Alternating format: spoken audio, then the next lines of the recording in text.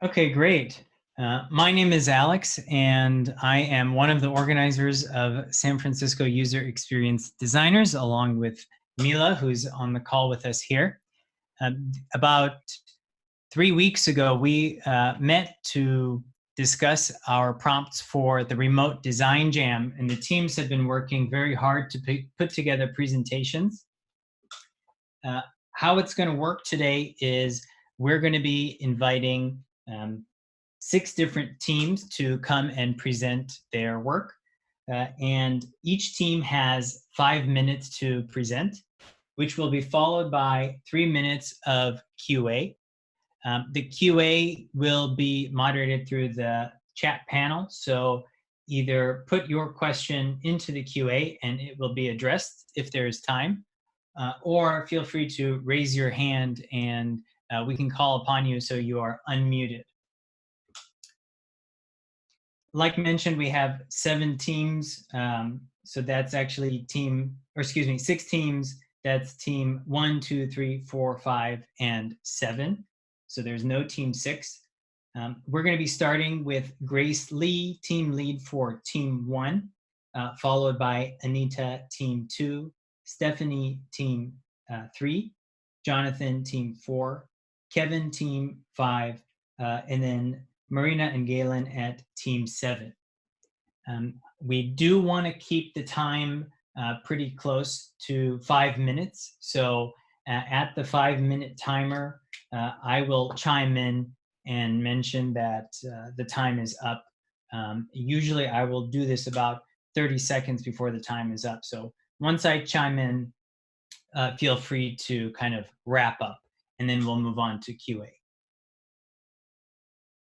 Let's quickly just see what kind of questions there are before we get started. And it looks like everyone is good to go. I want to give a special shout out to Anita, our host, who will be managing the participants just to make sure things move smoothly. So I will go ahead and stop sharing, and we will prep for team 1, Grace Lee. And before I drop off, I do want to mention that we are recording the presentation. So if you would like to reference it later, we will be publishing it. Thank you. So team 1, Grace Lee, if you could kind of get on deck and share your screen, and then we can start the timer.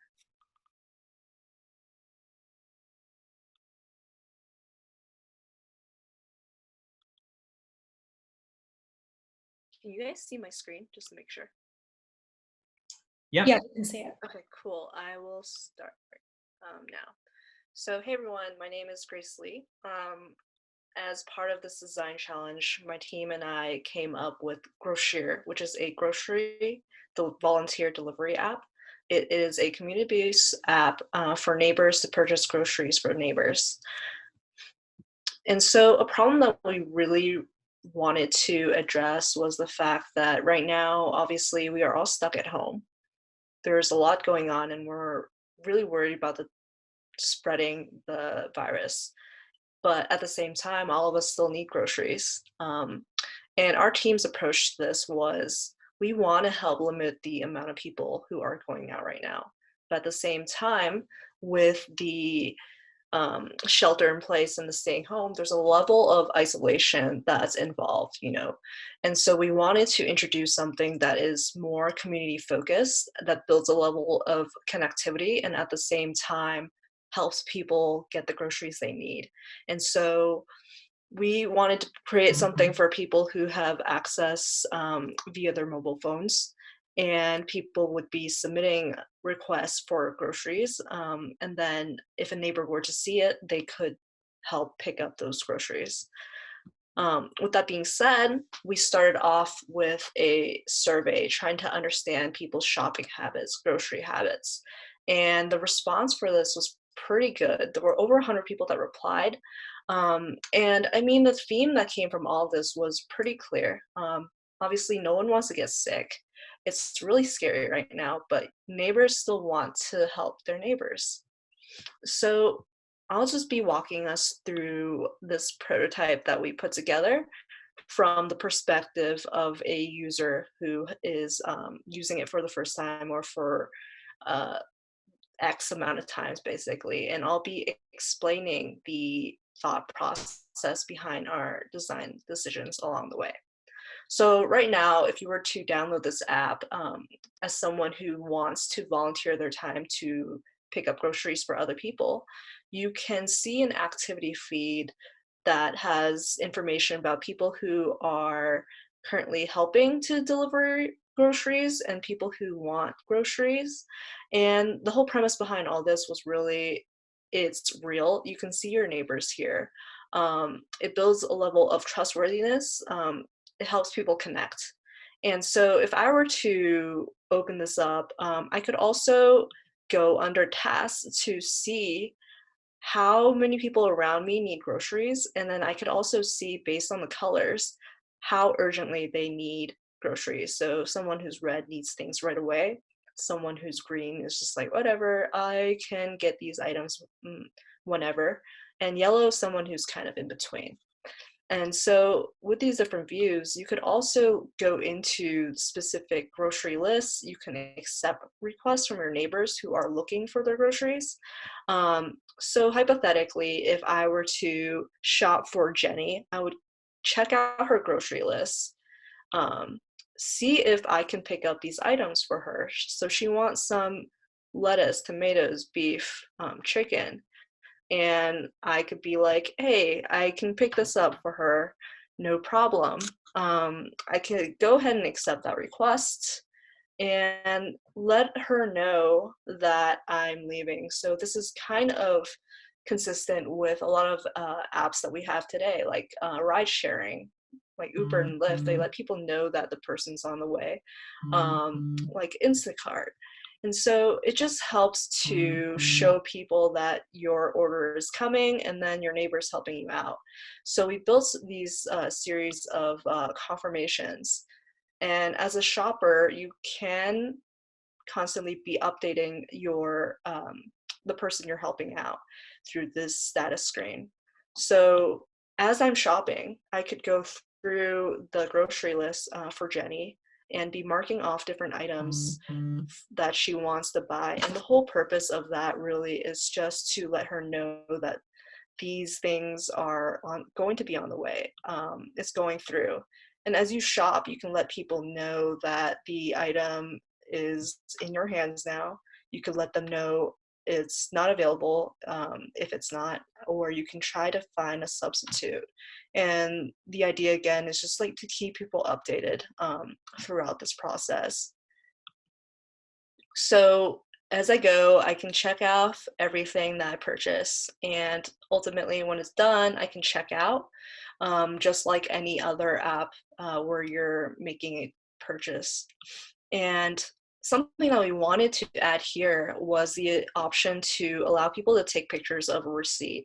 And the reason why we introduced that was because even though we know that this app is more geared towards people who are savvy with phones or at least know how to use it, there's a whole base of people who are older within a neighborhood who might not be able to get their groceries.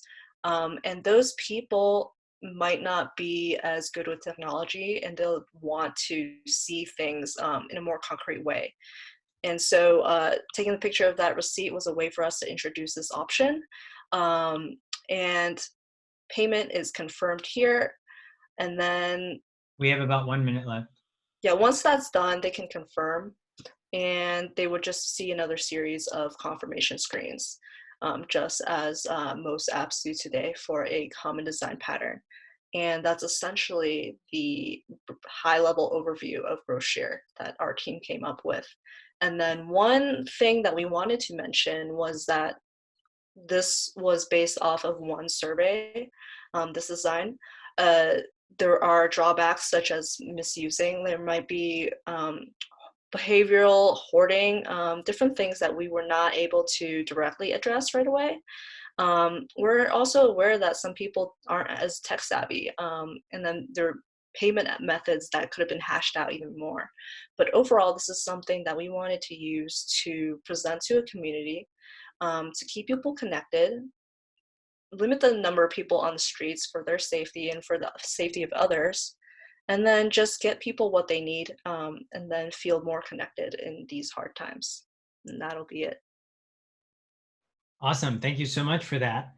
We can move on to QA. If anybody has any questions, feel free to either put them in the chat or click on the raise hand button and we can unmute you.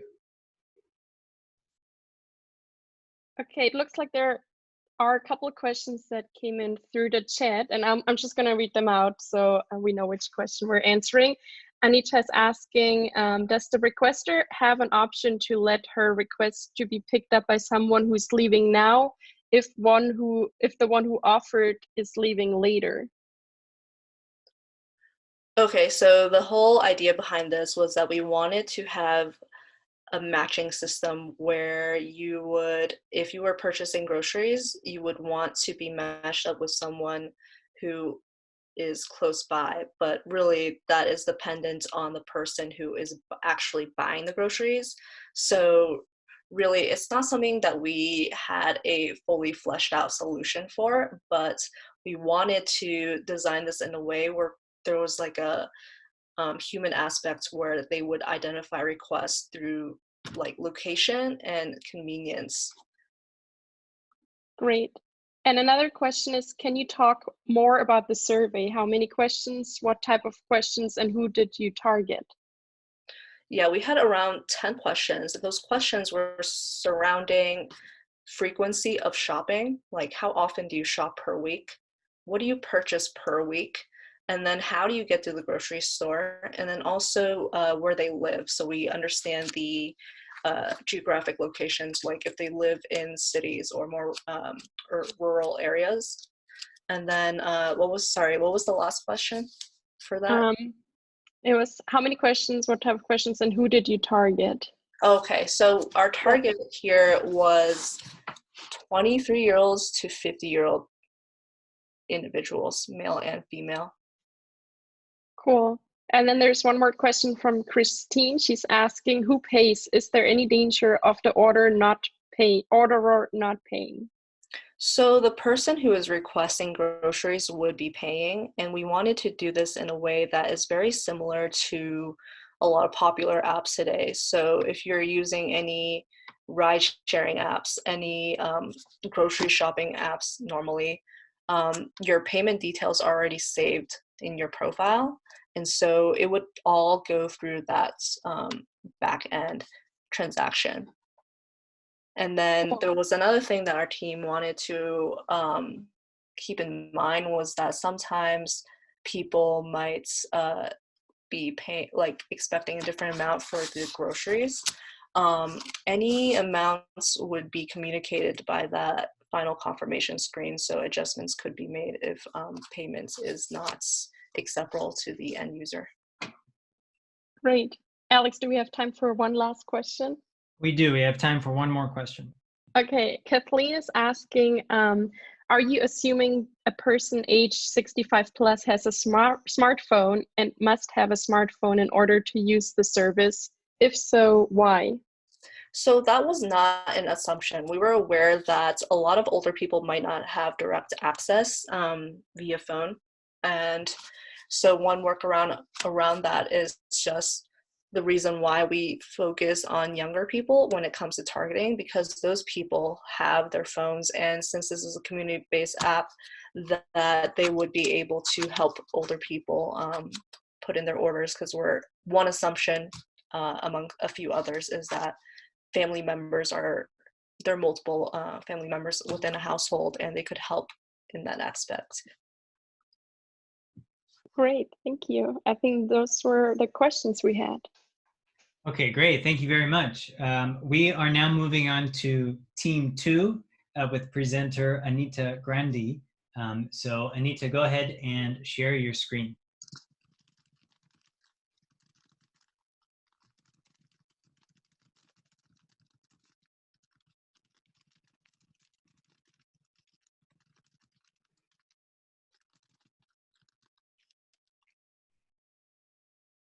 Anita, we can see your screen, and just to double check, let us know if your mic is working.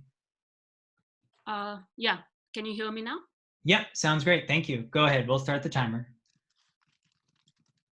Hi, everyone.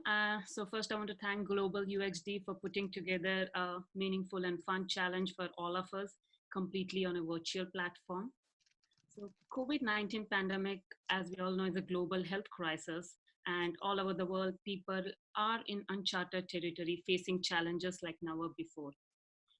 So we all are impacted in one way or the other, and the desire to contribute to a solution brought us four designers together. So our team was comprised of myself, Anita, Angel, Ritika, and Chandini. Uh, but where do we start? The problems due to COVID-19 are so widespread. So in order to narrow down the problem space and work collaboratively, we began by sharing stories of how our personal lives are impacted. The idea was to find a common problem we all would like to take collective action on. So arranging similar ideas into groups allowed us to narrow down the problem space into these four main categories. We crafted the how might we's to help us guide our next step of ideation. And again, in these how might we's to select the most popular ones, we used a dot voting technique, and each person got 4 dots to vote on their top ideas. So these are the three that stood out, like that most of us favored. And so this helped us accelerate to the next step of brainstorming without actually getting into any detailed discussions as of yet. Using the rapid ideation technique for brainstorming, we came up with ideas that were again grouped together to help us visually see ideas that are similar in nature or implementation and understand how best we can strategize. So the next 3 slides are the different ideas we gathered on Miro and put it up here. Now, given the time we had to complete this challenge, so we asked ourselves, how do we measure the success of our solution? And that guided us in picking the problem to solve. As we deep dived into all the listed solutions, so we began vetting out all the ones we could not accomplish in the limited time and other constraints like resources and social distancing. So that narrowed it to a particular solution, the smile with a mask. And all of us were excited about designing and implementing this. So, but this brought us to another interesting twist in our project. So as a solution could not be though the how might we was specifically with neighbor interaction, we were planning to leverage, seeing how we could leverage social media, but we couldn't really restrict it to neighbors because, as I mentioned, measuring it was one thing which we wanted to try out. So we questioned the how might we itself. Now, why do we need to encourage neighbor interactions? And so we traced back to the starting point to discover that it originated from the problem of lack of social interaction, which is impacting the mental well-being of people. So our solution has to help people not be depressed in these circumstances. And we all agreed that the chosen solution does serve that purpose. But we also agreed that this particular how might we really is not accurate. So we worked around rephrasing the new how might we as shown here. Next came the devising the actual solution. So after some research and discussions, we agreed we could put a message on our social media channels with hashtags using this framework. After selecting the,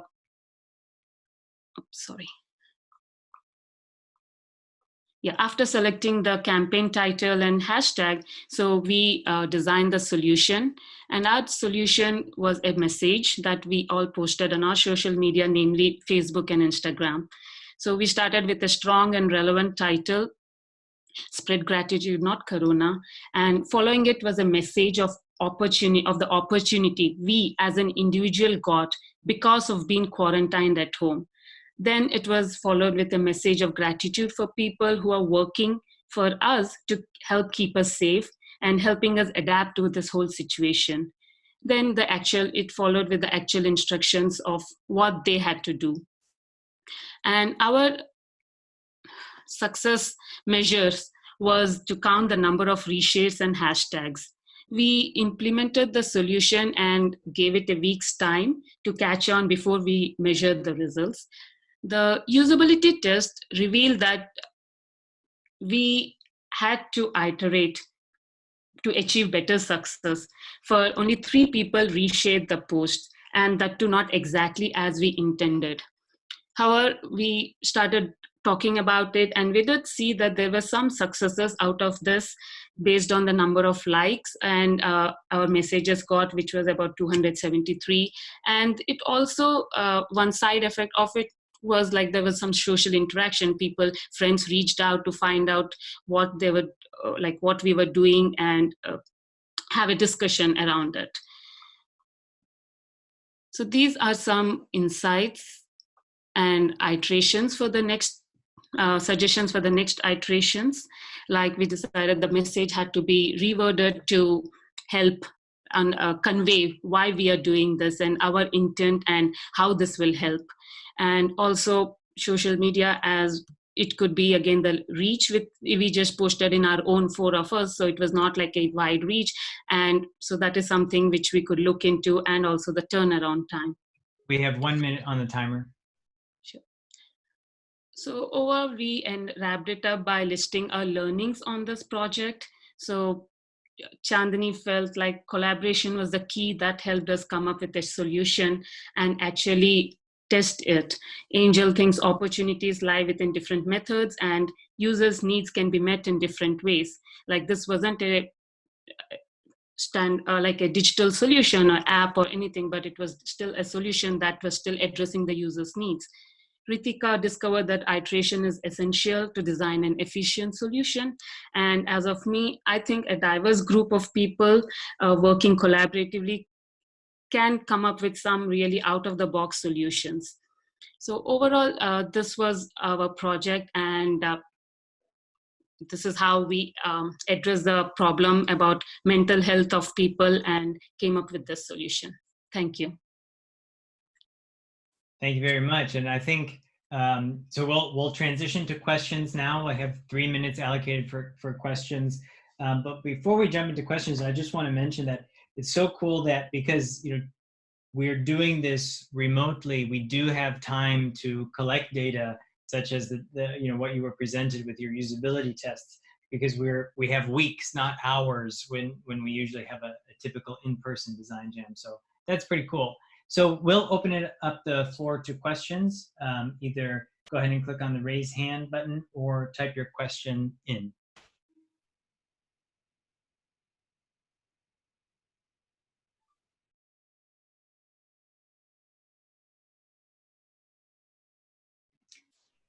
And it looks like I don't see any questions. Anita, did you see any come through? No. I did not see any questions come through yet, but we can give it another minute. Maybe people are typing. Okay.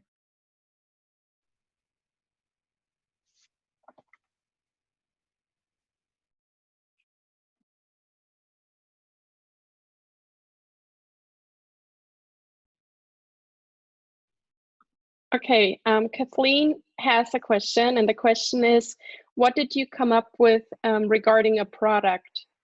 A mobile app? Question mark? Yeah. Yeah, so this wasn't a mobile app. So in terms of product, it is more a message that if you have to say what is a product, it was a message that we spread to our social media. Okay, great. And then Jennifer has another question. What was the actual solution that was concluded? Could you elaborate on that? I didn't quite get what the exact question is. I think they wanted to know kind of, of the messaging that you tested, was it successful, or what would the overall result become? Oh yeah, so it did not achieve the success that we expected or assumed we could, but we feel that we believe that the reasons why we found out some reasons why it didn't work out as expected, and we believe that if we can iterate the next version, it certainly will have a better results. So the current solution that we put certainly as, because we actually tried it out in the real world and actually tried to measure it, we didn't get the results in the first iteration. Great. And a quick follow-up as the last question. Kevin asks, how would you iterate based off of that? So one certain thing which came out of this testing was we did ask people to tag friends and actually repost it on their media so that it reaches out, it spreads wider. But the few people who actually reshared just put up their personal story. They were motivated, touched by the message, and they put their own message, but they did not do a follow-up of tagging others and actually trying to spread that message. So it was just like a share. So that really didn't go, it was like a dead end. So that's why, and also we also started with the message. We thought we could start with a personal message about I'll start because of you, I could do this. And then I went on to thank the essential workers. So we that was another thing which came up, like maybe people didn't really understand what we were trying to share there. We didn't share any intent why we are doing this or any such thing. So I think maybe some sort of A/B testing or some trying out different variations of this whole message would actually get us different results. Okay, great. There are some other questions, but we're out on time for the Q&A section. So if you'd like to follow up with Anita and Team 2, please do so after the sessions today. Thank you very much. Thank you. So we're moving on to Team 3 with Stefanie Mclaren. Stefanie, feel free to share your screen and start the presentation, and then we will start the timer once you start. Can everybody hear me okay? Yep. Okay, cool.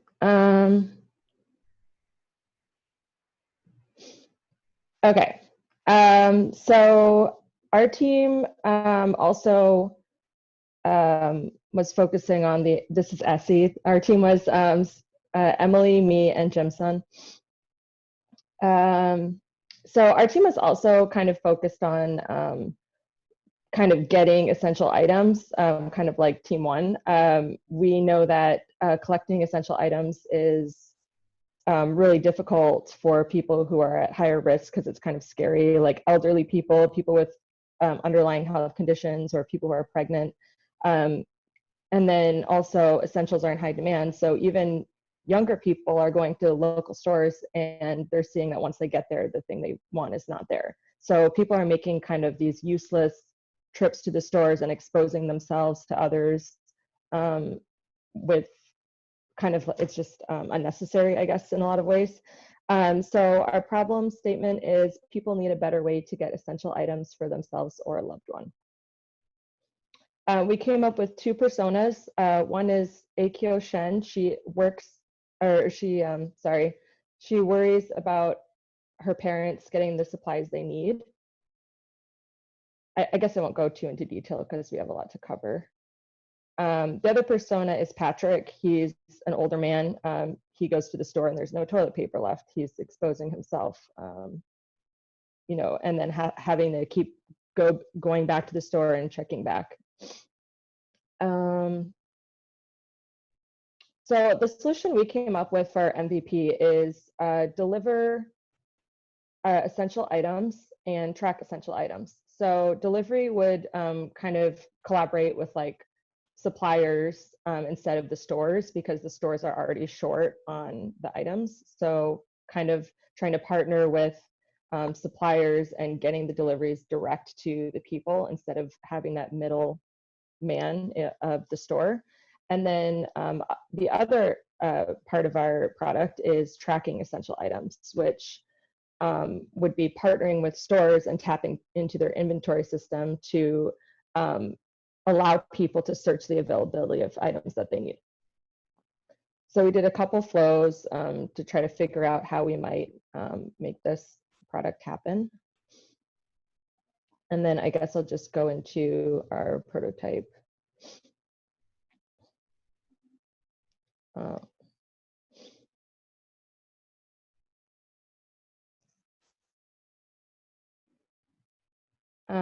So I guess I'll start with tracking. So if someone wants to track an item, they would just click track items. They enter their zip. I might want toilet paper. Maybe I want to add another item. I want to find hand sanitizer. Press search. And then it would give the user a map of all of the nearby locations. And it would kind of order them in as, with the top result would be the store that has both of the items they need and the closest. But in this case, there's no toilet paper, but there's paper towels. So the user would be able to enter their email and then get notified when toilet paper becomes available. So that's kind of the tracking aspect, pretty straightforward. And then delivery, it kind of goes through and asks who the delivery is for. The idea here is for someone to be able to order for themselves, or for maybe that older person who's not as tech savvy, a neighbor, or like a parent, a grandparent, or something like that. So in this case, we just did, I'm gonna get the delivery for myself. So me. And then we have this little kind of quick questionnaire of kind of some of the higher risk individual situations. So 60 years or older, pregnant, if someone's been exposed to someone who has tested positive, if they're working in close contact, if they have any symptoms, or if they have other high risk health related conditions. So in this case, if someone said no, we would try to refer them to the tracker so that we can save those deliveries for the people who need it most and shouldn't go outside as much. So in this case, I'm a user who does have one of these, I guess, underlying conditions that make me a higher risk individual. So I would click yes. And then it takes me to a list of items. Check off the things I need. Review my items, and then check out. And we kind of, oh, I don't know if I can go back to that screen. We kind of put account creation at the end because we aren't as worried about getting people's account information. We're just trying to get them the items they need. So here, if you see at the end, we're asking just for a password because we have all of their email information already. That's it.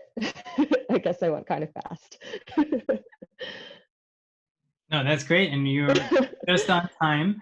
And so very nice mock-up. So we'll open it up to questions now. So I'll start the timer for questions. It looks like we already have a couple coming in.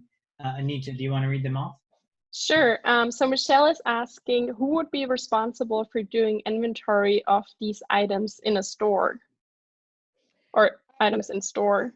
Yeah. Yes. So we were thinking more of tapping into the computer system, the inventory of the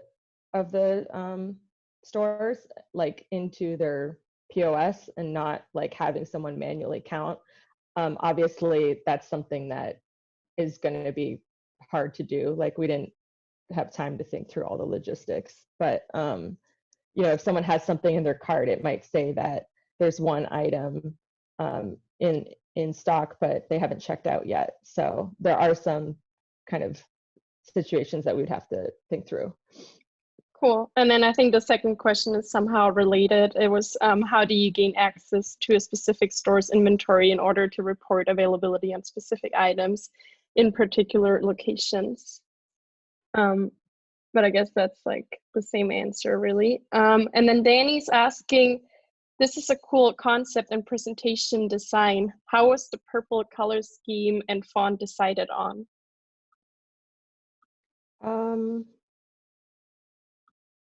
I don't know. I think that we wanted colors that were not very alarming. Like, we didn't want to use colors like red because that's kind of like alarming and it's kind of stress inducing, and there's already like a lot of people that are stressed out.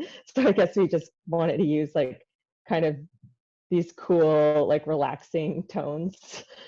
I don't know. We kind of played with a couple fonts. I don't have like an exact answer for that. Cool. And then Monica's asking, if you're ordering for someone else, how will they be notified? Oh, I think it's more of a, that's a good question, but I think in this case, this was more of a like, you know, as we were talking through some of the problems that we were having and our friends were having, it's like my grandma or grandpa needs, they keep telling me that they need, you know, hand sanitizer, they need a mask or something, and they can't get it. So it's more just, I guess, relying on those people who are getting it for someone else to let them know, like, hey, I shipped you something. You know, especially since some of those people might not be as tech savvy, or, you know, like if you're getting it for a friend who's pregnant and they can't go out to the store or something, you might just say like, hey, I ordered your stuff for you so that you don't have to go get it anymore.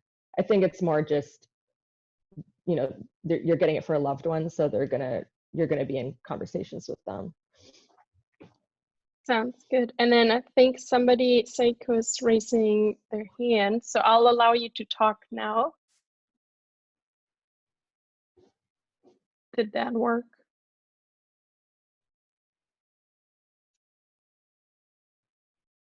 I'm not sure.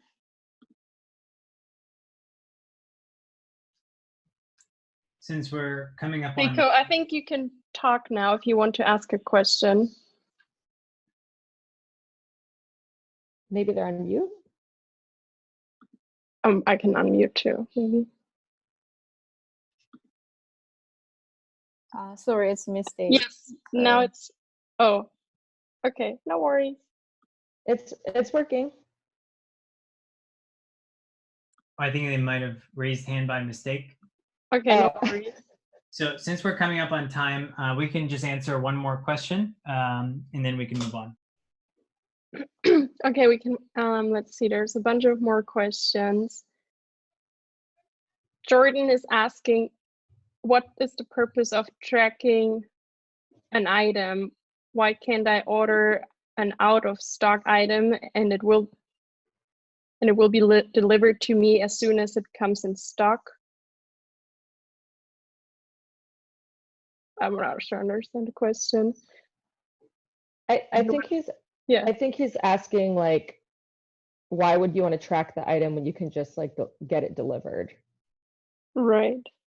I think it's more of like an urgency situation. Like, the tracking is more like, I don't want to leave my house and go to the store to find out that there's no paper towel, and that's why I was going to the store. Like, if I'm at home, I can pull up the app and I can be like, hey, does my local corner store have toilet paper? And then I can see, oh, they do. Okay, I'm going to go get it, so that I'm not exposing myself to others for no reason. So it's kind of more of a, you know, I'm going to go out and get it now, or I might need it in a couple days and I'll see it, you know, when they're going to have it back in stock. And kind of, you know, to keep the delivery more for the people who need it more, who shouldn't be going outside as much, I guess is the answer, if that helps. I don't know. That sounds good. And I think there's a couple more questions, but again, I think here you can follow up maybe after, or Stefanie, if you'd like, you can also, you should be able to go into the QA and you can also type answers for those who ask additional questions. Great, thank you very much. Mm-hmm. So moving on to team 4, and thank you, Stefanie, from team 3. So moving on to team 4, Jonathan, feel free to share your screen, and once you have it up, we will start the timer.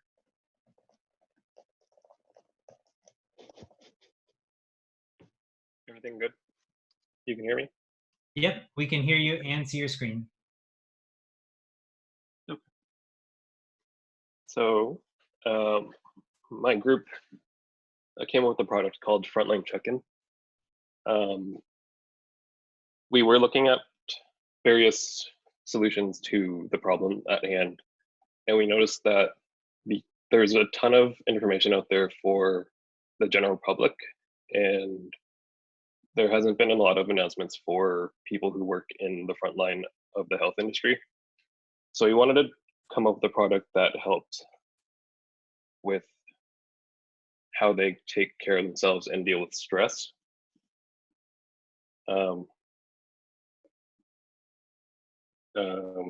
Yeah, sorry. And we were more focused on this because we have a few friends that are in healthcare, and they were saying that they were in a lot of intense situations because of how everything's being dealt with, and it's all new to them, and they don't really have anyone to turn to talk through their problems with. So we developed a survey and looked at various options out there that could be used to help people deal with stress, namely like psychological apps. A few of them were like Ginger.io, a couple others, and then a few of the meditation apps, like that. And then from here, we were able to decide that we were going to feature an app that would allow users to talk with someone, ideally a professional in psychology, to handle this new amount of stress and to talk with other people in the healthcare industry. Because we noticed through our research that nurses talk to colleagues or other people in the industry about different situations they've been in, and it helps them deal with what they're handling through acts of like camaraderie and feeling like they're not alone in this situation. We created this persona just to give us perspective on who we're designing for. Generally, they were all nurses, and having a focus on what their motivations are.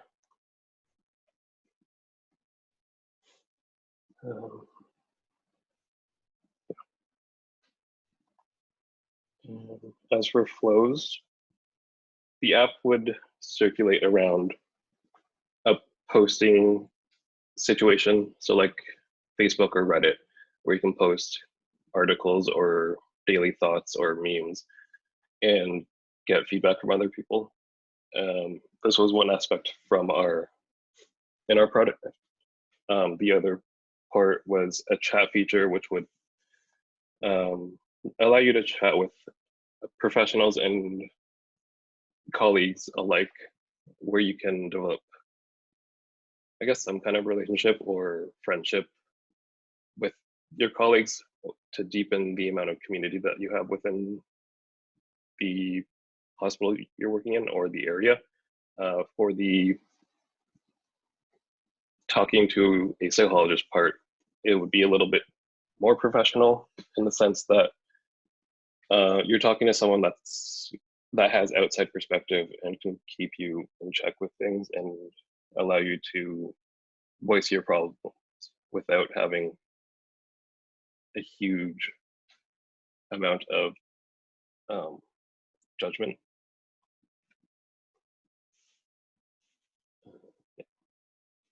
And then a quick style guide. We chose these colors because we wanted to focus something that was more on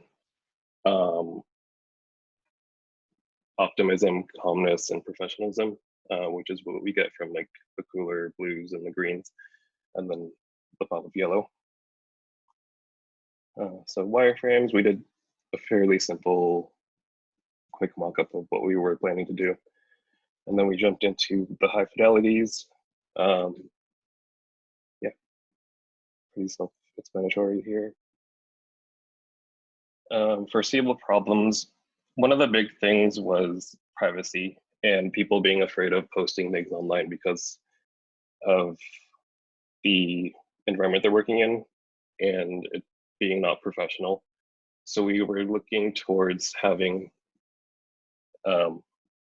profile names being unidentifiable, just so there's a layer of protection for users. There is also another option of having it paid so that we could increase the amount of privacy they have. And then another one would be finding psychologists who would volunteer their time, because we want to focus on having this app being free. So possible solutions would be giving partnerships to universities and having their grad students participate in this, and it would contribute to their hours of practice. Yeah, and then future stuff. We didn't do the meditation component because it was a little bit of a time issue, and then we felt it would be a little bit more simple to focus on the things that we wanted for the chat feature. 1 minute remaining. Yeah. Okay. And then as for the future of this product, we see this jumping forward and being usable for everyone in the front line. So like paramedics, police officers, firefighters, that kind of thing, just because they also deal with a lot of stress in their profession. And we think it would help them deal with how they can deal with like PTSD or any type of psychological disorder, or any help they need. Yeah, and that's pretty much it. Great, thank you. We can open it up to questions now. So thank you very much. If you have a question, feel free to type it in the chat or put it in the QA section. So we'll give it just about a minute to see as the questions come in.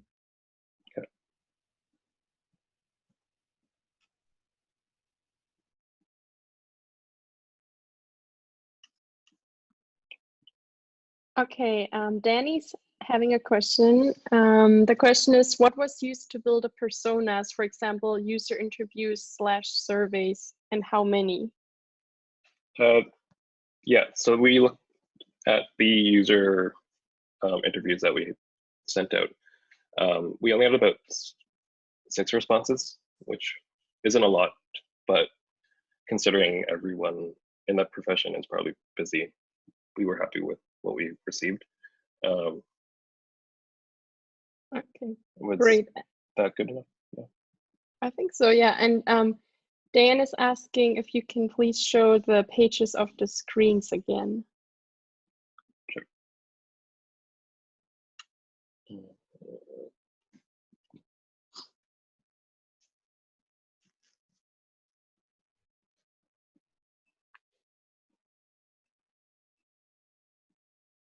Dan, do you have any specific questions about the screens?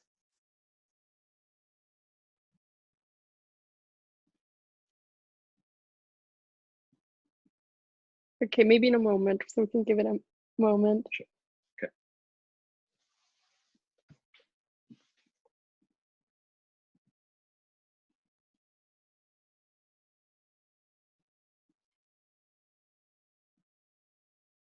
Shannon is asking a question, and she's saying, what would differentiate this app from other similar ones?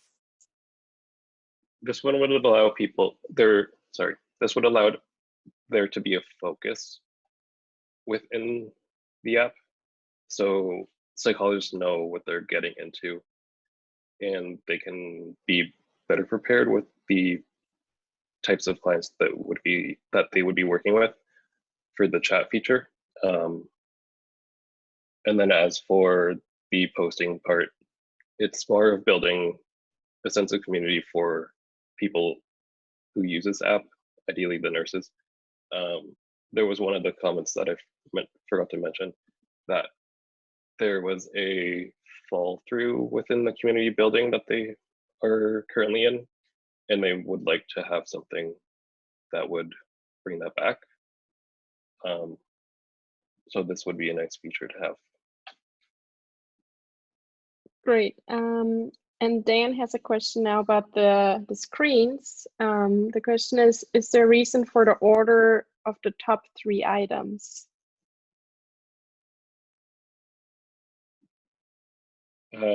Yes. Sorry. For the global, we were eventually. Global, yeah. Sorry. Yeah, it's okay. We were originally thinking that there would be groups that you could section off to. So like your initial view would be, I guess, global. And then you can join groups that are based on your region or your hospital.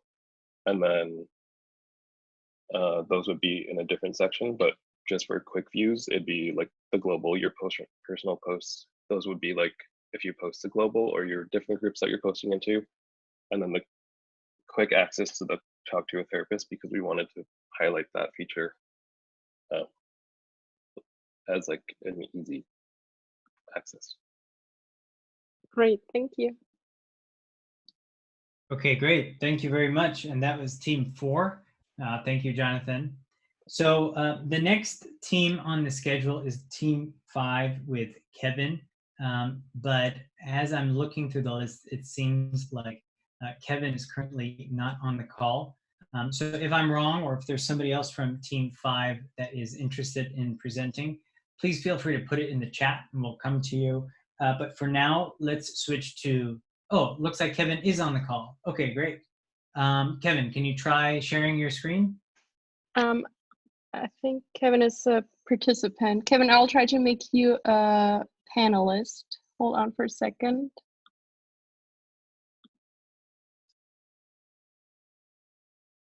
Okay, that should have worked. Kevin, do you see a share screen? Can you guys hear me? Yes, we can hear you. Excellent. Perfect. Yeah, so let me share my screen here. Let me know if you can see that. Yep. All right, so if we're ready, I'll just dive in. Does that work? That works great, and I will start the timer. Thanks. All right, great, okay. All right, well, thanks everybody for taking the time to listen to our presentation today. I'm Kevin from Design Jam Team 5, and our team focused on providing essentials to those who are essential. So we did a bunch of research on a bunch of different topics, but one of the things that we came up with was this idea that there's a lot of restaurants out there right now that are hurting very bad, with very realistic estimates from the data saying that they're seeing losses of up to 80%. That's happening across the country right now, and frankly across the world. And then there's this other group of people, the healthcare workers themselves, that are on the front line of the pandemic. They are working around the clock, and they have unmet needs for food and other life essentials. So we wanted to try to find a way to help them. So our solution is an app that's called Essential. And the plan was to reorganize supply chains to maximize the accessibility of essential items. So as I said, we've got healthcare providers that need essentials, but they have very little extra time or energy to even get them. And then we have restaurants in this supply chain that already get food, cleaning supplies, and paper products delivered to them, not through consumer supply chains, but through their business supply chains. And then we have farmers that have a lot of extra food right now that they would normally be selling to restaurants that they're unable to sell and to move. And so through our product, Essential, we want to connect the healthcare providers and all of those other folks that we mentioned through one app, so that we can hopefully get them what they need faster while supporting businesses that desperately need support. And so I'm going to jump from here to a quick demo that we created. And when this app loads for the healthcare professional, basically all they need to do is enter a few pieces of information to help get us started, including how far away they are willing to travel to do their pickup, and then how far that is from a specific location, like their home or their work, or they have the ability to enter other. And so with that basic information, they can move on, and we present them with a map that shows that region that they just selected, along with items that are available within that region. And so, they could make some basic selections and end up with items that are, selected from this region. And then they could also go through and search to see if they could add more items, and if that has to expand the range of the delivery area, that's possible as well. But the idea being here that at least they can go through and search and select those items. And then we go through and we look for, participants in the program that have those items. And so what we see here in our list is that Stan's Donuts is pretty close to us. And they also have 90% matching of the items. And we know there's probably not ever going to be 100%, and that's part of our challenge that we were trying to design around, but at least this gives people the ability to quickly go and check out the different ones and see what items they do have and what they don't. So we'll click on Stan's here, and what we'll see is that our items are selected here, the ones that we've got. Obviously you can select and deselect. We're looking at Stan's Donuts right now, and when we click, we can also add items because this person potentially has kids, and so they want to get more than one of some of these items. So they go through and update the number that they had, and from there they click Add to Cart. And then a lot of this is a pretty standard checkout flow, right? But we do have a couple different items in here. So your pickup time being an essential item. I mean, you can go through and review your order here, but this pickup time just allowing you to know, okay, at Stan's right now, they're saying that by the time they get this order, it will be roughly in that general, that time frame that you can pick things up. And then after the user goes through and confirms their order, they get a pretty standard consumer confirmation page here, but we've added this call link here that allows you to call in if you need to make a change or if you need to change the time, because again, these healthcare professionals, it may be that they end up getting called into doing another shift or whatever, so they can't actually go out and make their pickup. So we just wanted to make it really quick for them, so they wouldn't have to search around and look for a phone number for Stan's or any of that. We just put it right in the confirmation that would be open on their app right up through the process until they pick up what they've already ordered. So that covers the flow for the the healthcare provider, and to the future of this system, we'd have to go through and create flows to allow restaurants to sign up and for farmers to be able to link up, and then even drop-off locations. So in this case, we said Stan's was a donut shop. Obviously, they don't have all the things from the restaurant, but that was a place that decided they wanted to be on the pickup list so that they could gather things without having to have all these other options that they could offer. And this just allows the physicians not to have to travel so far. So that covers the core of what we were trying to solve for in this presentation. And with that, we can open it up to questions. Great, thank you very much. And it looks like there's already a couple questions coming in. Jennifer's asking, how are you able to keep the information of what is available updated? As in, are the stores reporting to the app, or is there any other way? Yeah, so our plan was that the restaurants, the stores, whoever was involved as a vendor would have the app on their system as well, and they would be able to update as they go. So if they're running out of any particular ingredients, they can take those off the list. It would be nice, obviously, I think as we build this out in a more sophisticated way, that it would be hooked up to their inventory systems as well. But I think they have to manually update the items that they knew they were just completely out of, so that the app could stay mostly current. Cool. And then Shannon had a question. She's saying this seems useful for times aside from just a pandemic. And she's asking, how would you verify that the users are actually essential workers? Right. So that's a great question. We talked a little bit about that, and we were thinking that, as the users were signing up, they have to have some sort of identification or something like that that might be able to be used for verification. And that I think would have to be part of the process as you went through to try to sign up. Cool. I don't see any other. Oh no, there's another question now that came in. Monica's asking, are the restaurants near these grocery stores, are they able to combine multiple chores? Yeah, so that was something that we were talking about, and I think we'd have to explore more. But the general idea is that you could have a pickup location that could get both potentially a restaurant order and something else from another place, and have it bundled into one order that you'd pick up at that drop-off location. So we were trying to explore how much of that we wanted to allow within the system, and if we wanted to even allow that within the system, because we don't want too many people traveling around to too many different places, right? So that was an open question for us that we were still exploring. Great, and I think maybe we have time for one more question, if that's okay, Alex. Yep. I know we have. Okay, cool. Michelle is saying, great idea. And I think this would be also helpful for the vendors if the app was open to the general public. Are there any discounts for the health workers as an added incentive? Right. Yeah. So that was part of the things that was really funny because Team One had a volunteer delivery, aspect of it. And when I saw their idea, I thought, wow, they would be a great group to call out to see if we could, hook up with them so we could have free delivery, maybe for healthcare providers, that kind of thing. And again, it's something we discussed. We just didn't formalize exactly how we would approach that going forward. Okay, great. And one very last quick question. Somebody's asking where you got the illustrations from. They love your presentation.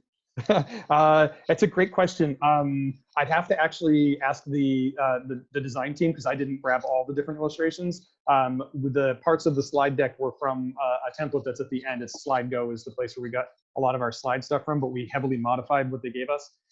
It's unclear to me whether our illustrations were hand drawn or whether we were able to grab those from another resource. So I unfortunately don't have a direct answer for that. Okay. Great. Thank you very much. And I think on the timer, we do have room for one more question. Okay, I see a couple more questions. One other question was, did you explore the pros and cons of delivering the items versus going and picking up? Yeah, so what we were trying to do with this solution was eliminate the last mile cost because the restaurants are already being hit heavily with the delivery costs, right? So we were trying to reduce their delivery costs by picking closer, more centralized locations rather than having them have to deliver to, say, a healthcare provider's home or expose them to a healthcare provider's, workspace. And so we were trying to find these places that would both lower the costs by getting rid of the last mile problem and help, not expose the most number of people, expose the fewest number of people to, contagions, that kind of thing. Okay, great. Thank you very much. So that was Team 5, Kevin. Great presentation. And we're actually moving on to our final presentation for today. As you may know, we're splitting the presentations up into 2 days. So the final presentation, Team 7, with Galen and Marina. Feel free to go ahead and share your screen, and we will start the timer.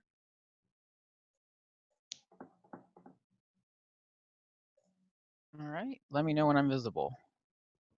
I can see your screen and hear you clearly. Fabulous.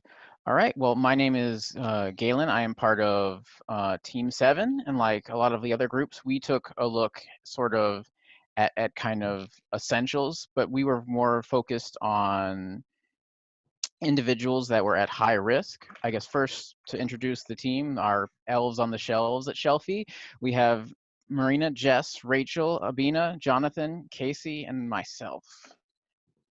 So the problem we were tackling specifically is with the COVID-19 crisis, everybody, of course, has to be indoors, and this is of particular concern for those who are at high risk, whether that is for immunodeficiency cases or age. These people would be stuck with focusing on delivery options when it came to getting groceries, since they wouldn't be able to go and pick them up themselves. But this is its own can of worms. Anybody who has tried to order anything online before, the lack of available delivery times and the fact that so many items will be out of stock makes this a bit problematic. So with posing Shelfie, we presented, I guess, a solution in the form of an application that would help connect these at-risk individuals with available drivers and local stores. Getting into what the specific user experience would be like, let's say we have a person named Laura who is an at-risk individual, and she is going around her house noticing that she is out of food. Perhaps she goes online to Facebook or Nextdoor or whatever her community is, looking for possible options, and comes across Shelfie. She would create an account, enter her information, and then proceed to creating her grocery list. From there, she would add in her filters if there were specific stores she wanted to shop from or to not shop from, if there were dietary requirements, like whether something was gluten-free, then she'd put her billing information in and her request would be sent to one of the available drivers. So in this case, our driver, Jamie, would get a notification on his phone about Laura's request. He would opt into that. The app would direct him to which stores to go and what items to get from there. He would use the app to pay for the groceries. He would deliver the groceries. Laura would have a full fridge and a full pantry and would be so elated that she would give Jamie a tip and recommend Shelfie to her friends while Jamie would move on to process the next order. So getting into some example mock-ups that we had for Shelfie from the customer side, we wanted to keep things very kind of simple because some of our demographic is going to be older and potentially, less computer savvy. So we wanted simple. We also wanted something that would work on both mobile as well as desktop, just because not everybody is going to be able to do that from their phones. From the driver's side, we had posed a few concepts for things like the splash screen, the notification when a person puts in an order that you would happen to be nearby, as well as sort of the confirmation screen where you would review and then accept. So why Shelfie? What does Shelfie have that other existing options don't have? I know this was a question we ran up into a couple of things because everybody is familiar with Instacart, and Instacart is rather similar to what we are going for.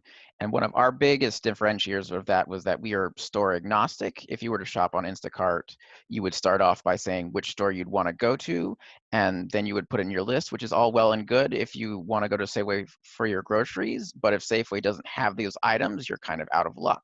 Whereas with Shelfie, you would enter your groceries first, and then sort of Shelfie would plan the shopping route based on the stores that had those items available.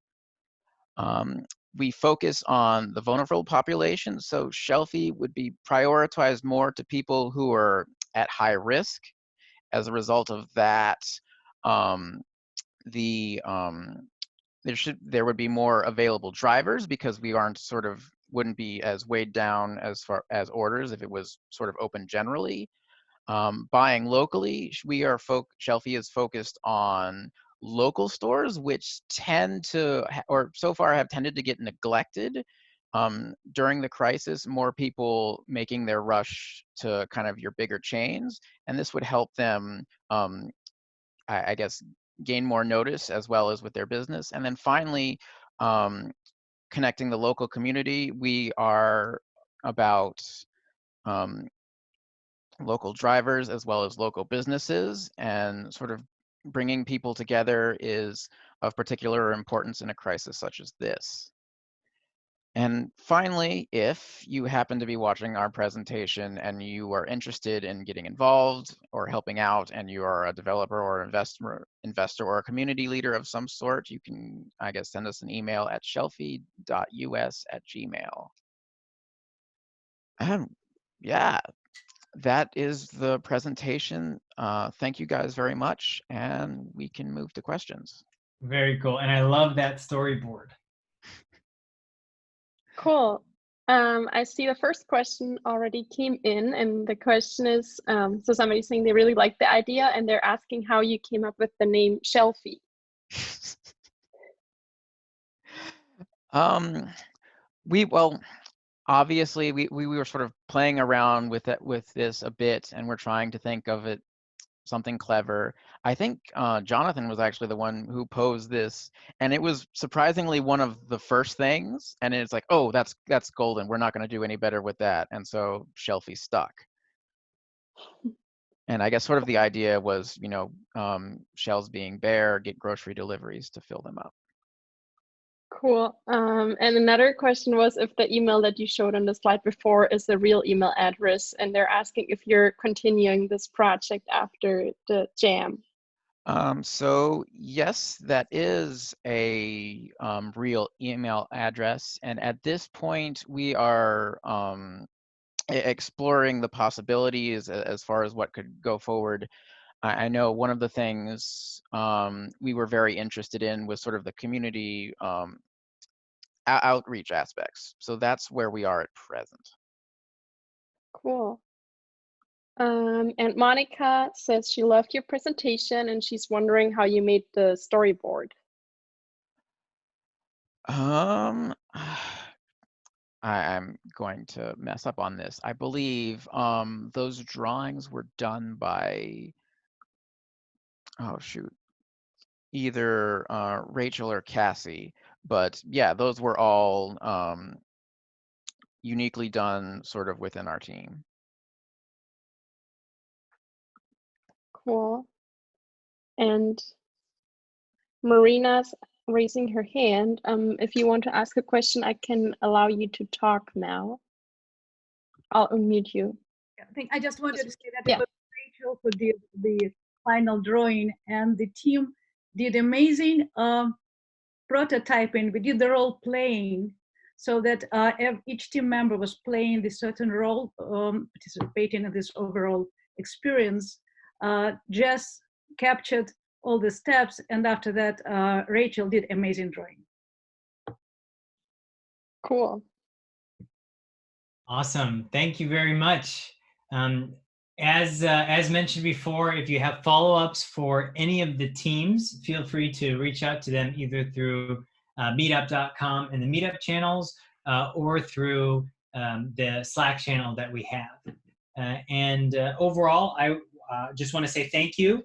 The recording will be available later tonight, so if you missed something or if you want to reference something, you can always do so. That recording will be available at the Design Jam page, which is a Google Doc, which you can access at sfuxd.com/jam, and we'll put that URL on the meetup page as well. Tomorrow, we're going to be coming together at the same time. Teams 8 through 15 will be presenting in a similar format. And so if you have not RSVP'd for tomorrow's event, please do so, because we send the Zoom link out about 1 to 2 hours before the event.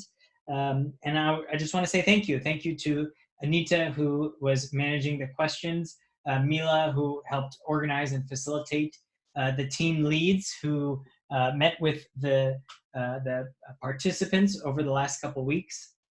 Thank you to the presenters and also the attendees. So thank you, everybody. And I think that that concludes what we have today. There's a couple things coming up in chat, which I will review.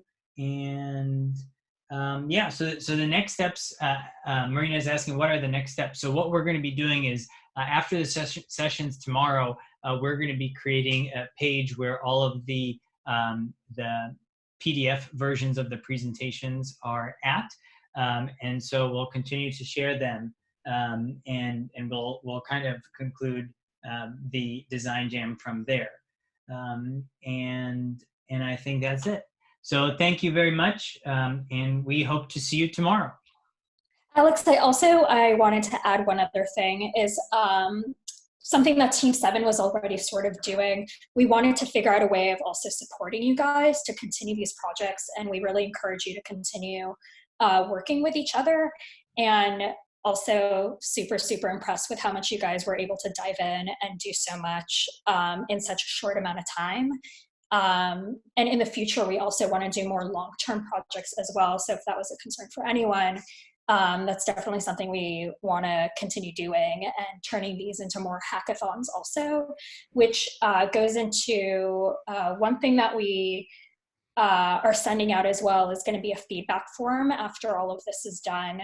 So hopefully if you guys had any other comments or thoughts, we'd love to hear from you. And I think that'll really help shape the way these will go in the future. So, but thanks everyone. And it was awesome. So great to see everything.